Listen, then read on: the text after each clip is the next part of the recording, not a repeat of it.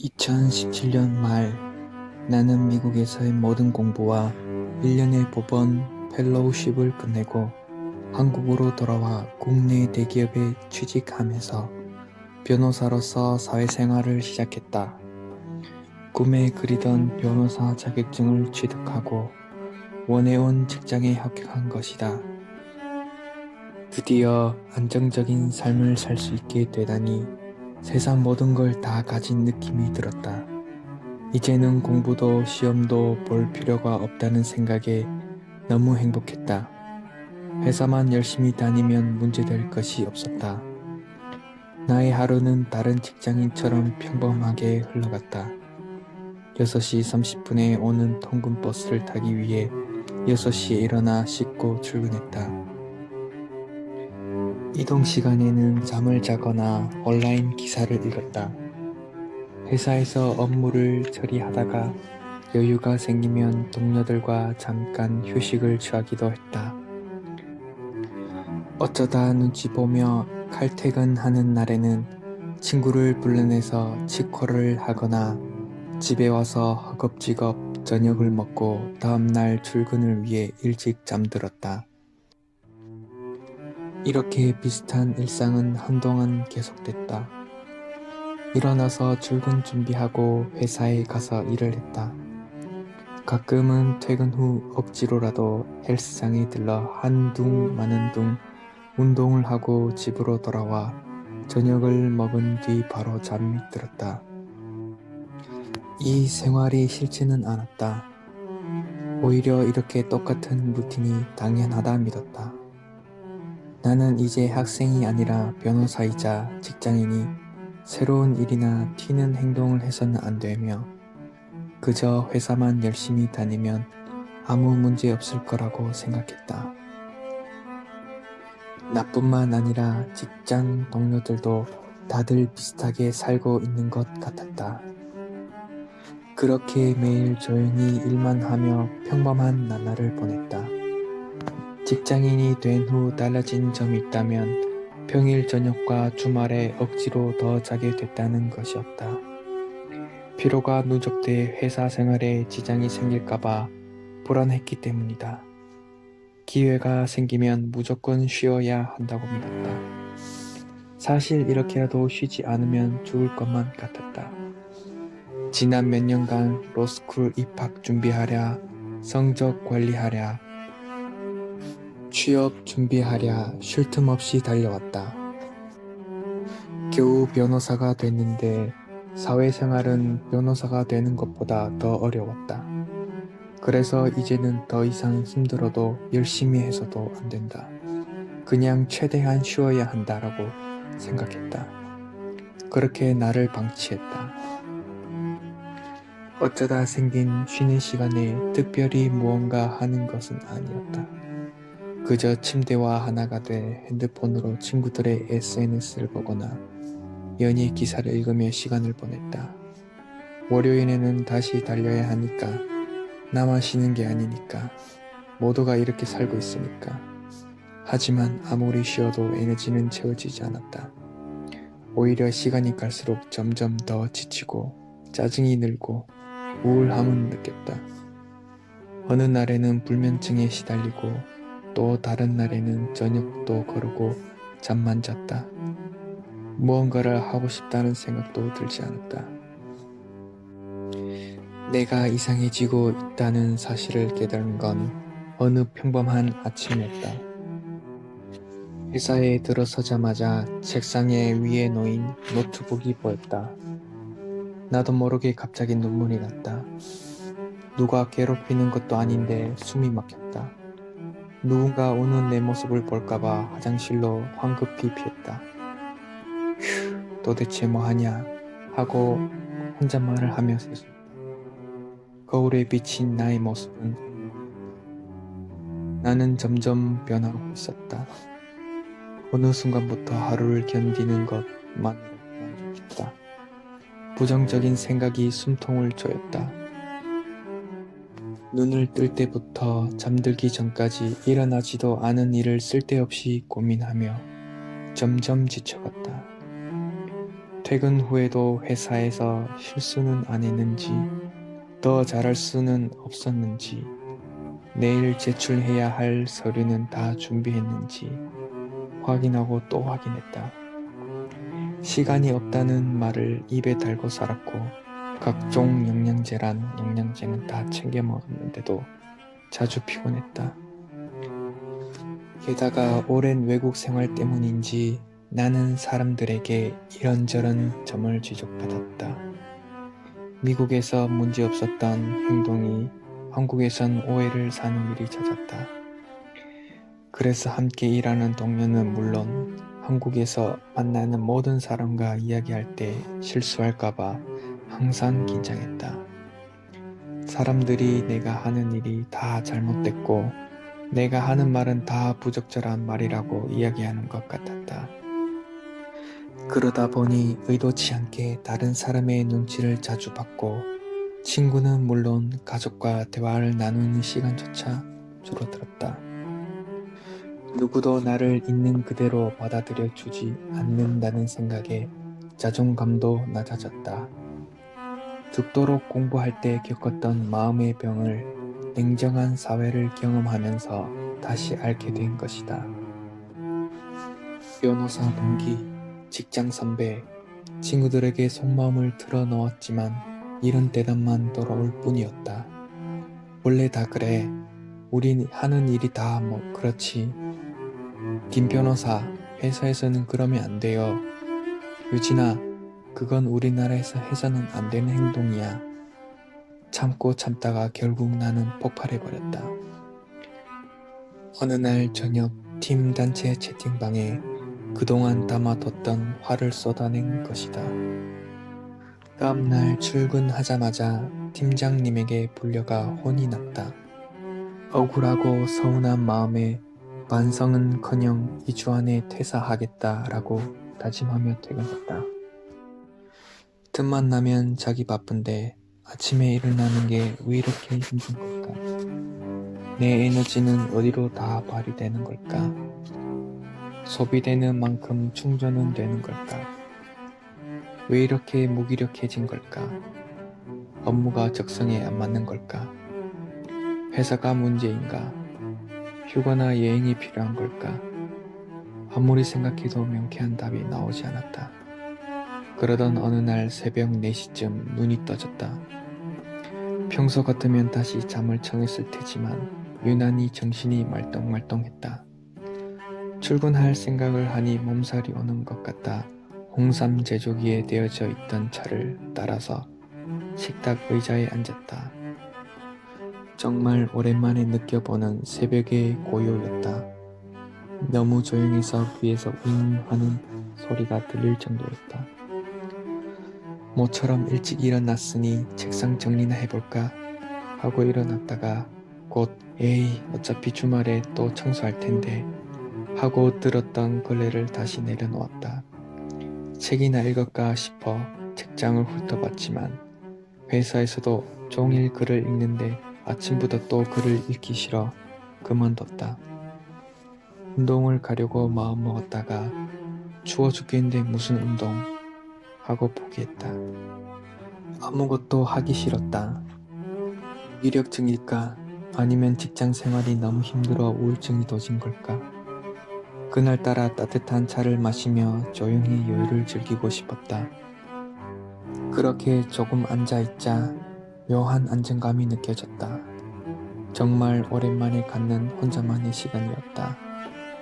자연스럽게 그동안 쌓아뒀던 부정적인 생각과 불안한 감정을 스스로에게 솔직하게 털어놓았다. 곰곰이 생각해보니 내가 평소 새로운 환경에 빨리 적응하지 못하는 나 자신을 탐탁지 않게 했다는 걸 깨달았다. 다른 사람들을 보며 속으로 나도 저렇게 행동해야 하나? 저렇게 꾸며야 하나? 이런 식으로 말을 해야 했나? 라고 생각하며 나와 그들을 계속 비교했다. 그렇게 나 자신을 잃어가고 있었다. 나는 빈 종이에 현재 문제점, 원인, 해결 방안, 결론을 적을 표를 만든 뒤 생각을 하나씩 정리했다. 지난 몇 개월 동안 아무리 열심히 일해도 성취감이 느껴지지 않았고 친구들을 만나도 즐겁지 않았다.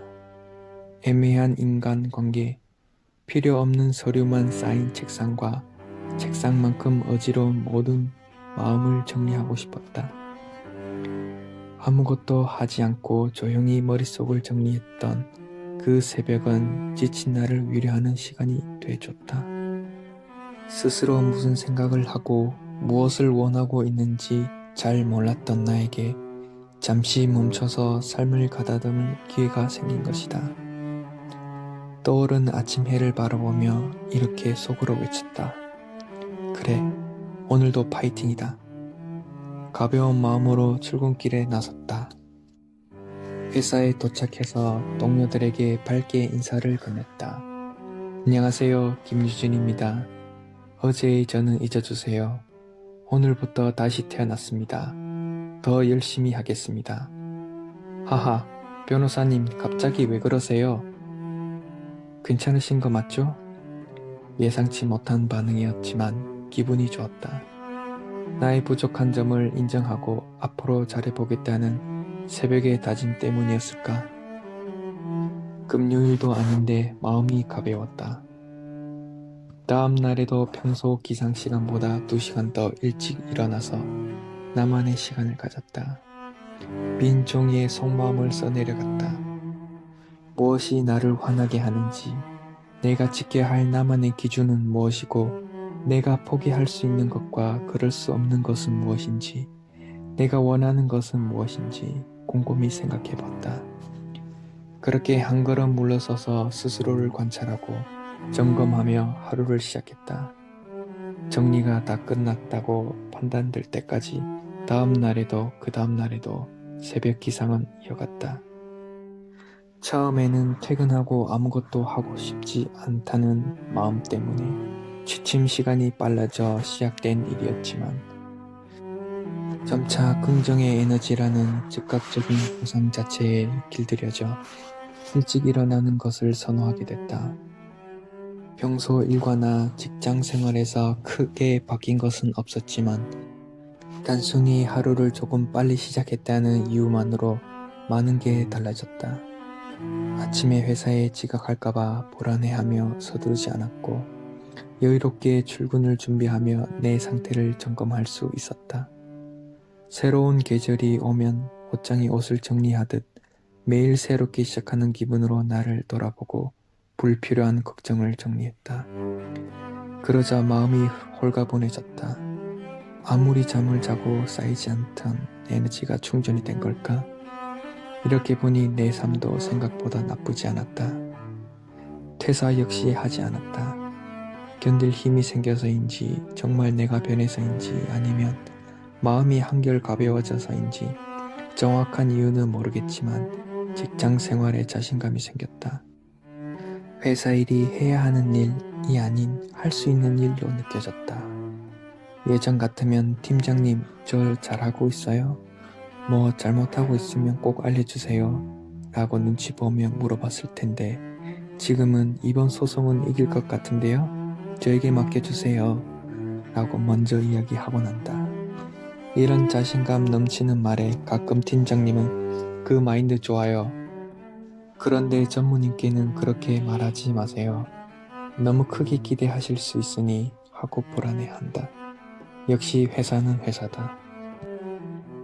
매일 새벽 기상을 실천하는 나에게 사람들은 엄청 바빠 보이네.